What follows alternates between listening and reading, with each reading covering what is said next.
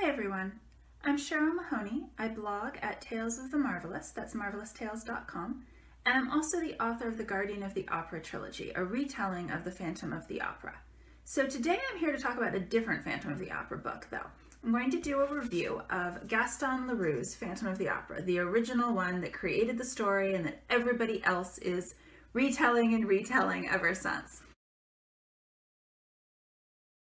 So basically, it's the story of Christine Daae, the beautiful opera singer, who is being taught and then pursued by the Phantom of the Opera, a masked musical genius who lives beneath the opera house. And he wears the mask to hide a hideously deformed face that has separated him from society.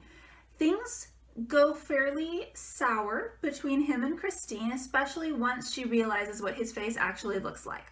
Lucky for her, she also has Raoul, the Vicomte de Chagny, who is a handsome aristocrat who is happy to come and try to rescue her from the Phantom of the Opera.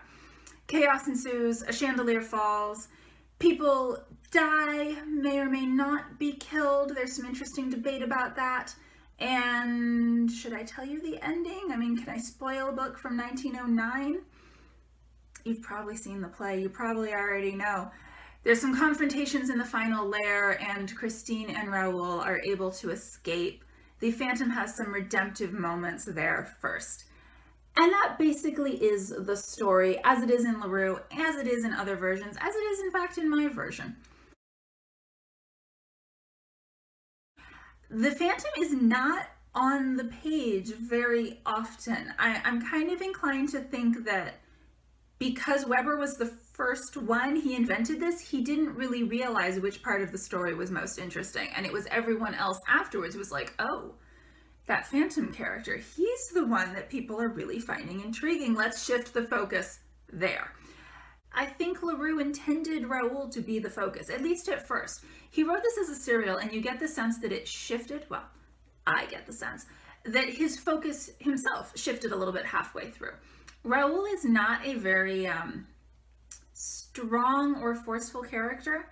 I'm sorry, Raoul fans, I know you're out there, but at least in Leroux, he's not very effective.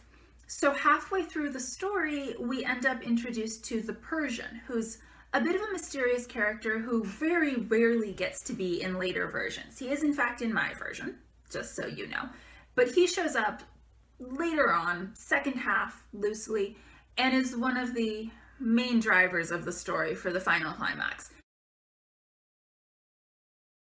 He's a lot scarier. I mean, he's much more unstable. He's much more separated from society and like normal societal behavior. I mean, this guy's gonna have trouble having a rational conversation with someone, let alone anything beyond that. He's pretty far out there. Even in this very original where the Phantom is deeply unstable and deeply scary and Christine should run away, I understand why she's running and I don't understand why she's not running faster. There's still an interesting sympathetic ending for the Phantom where, okay, spoilers, but again, 1909. At the end, as you will have seen in Weber, there's a moment when the Phantom has Christine and Raoul trapped and there's no way out. And she kisses him. In Leroux, it's on the forehead. It's a little bit different. I mean, there's a romantic sense to it, but it is on the forehead, which is obviously different than in Weber where they just kiss. And the Phantom is so moved by Christine's willingness to kiss him and to let him kiss her forehead that he lets Christine and Raoul go. And he's very emotional about this. And that's when the Phantom becomes more sympathetic of, okay, he's not just a crazy raving madman. There's something very sad about this character.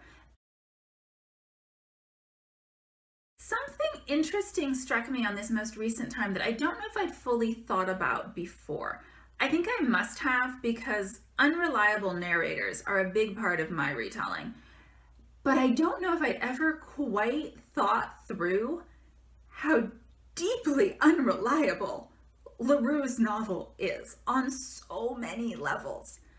So to begin with, Leroux starts the book by telling us that it is all a true story.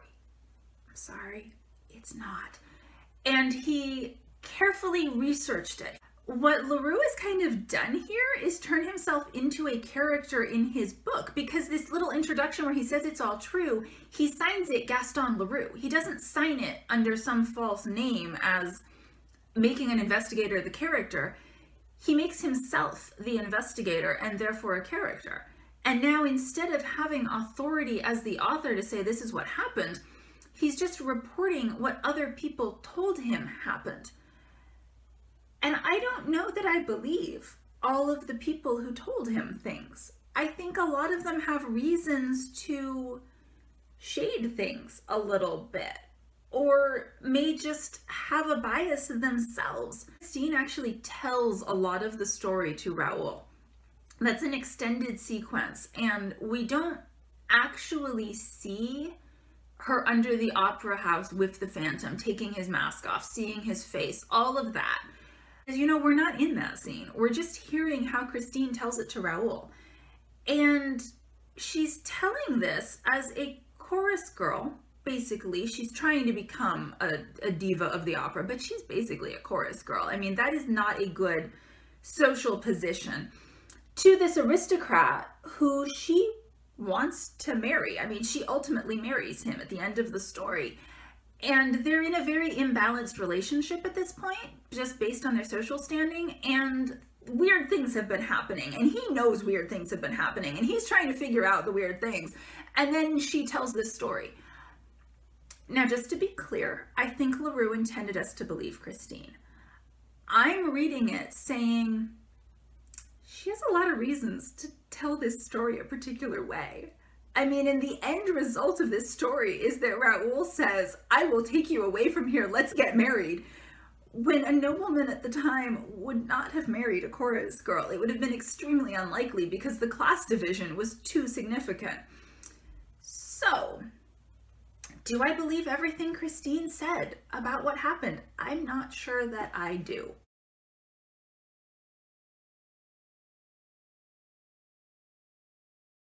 The Phantom comes and talks to him later and tells him what happened, where he let Christine and Raoul go.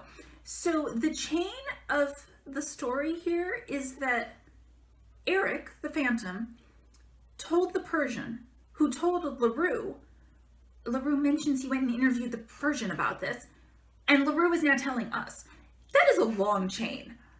And that's a lot of people to trust. That's just a lot of, you know, that old telephone game of things distort as you tell it.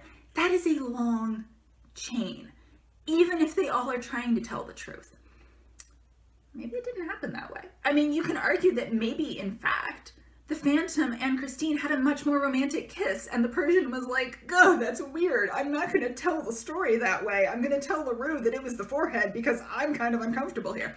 You could take it that way. I mean, you could also take it that the Phantom wanted to look good in the Persian's eyes, and actually he killed both of them. I don't think that happened. Not really. It didn't happen in any later version. But it could have happened.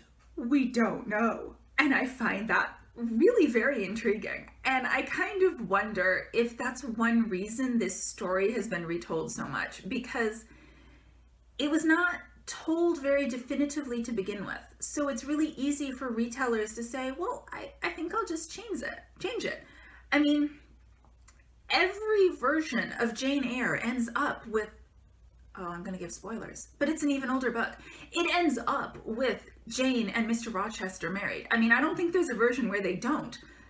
The Phantom has more dramatic changes. The Phantom's character changes far more dramatically than Jane or Mr. Rochester, for example, in the different versions. And I think it's because, maybe one reason, because Leroux was not that clear from the beginning.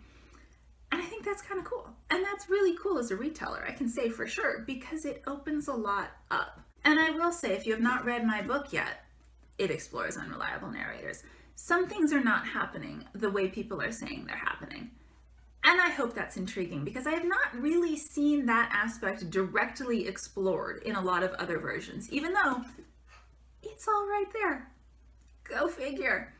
So I think I've probably rambled long enough, yeah? Thank you for listening. I hope you will check out my book. It's out in June. Check out Leroux too. It's a good book. And remember, you can find me at marvelloustales.com for more book reviews.